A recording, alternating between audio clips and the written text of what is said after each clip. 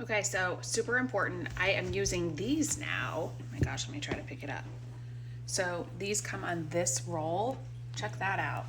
Super impressed by these, by the way. So I'm trying to get away from paper towels. So I grabbed these. These are 75 of them on a big roll.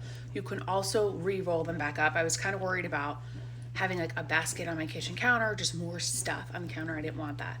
Look at the thickness of them. Let me see if I can show you up close. So they're not overwhelmingly thick, like they're not going to stay wet forever once you use them.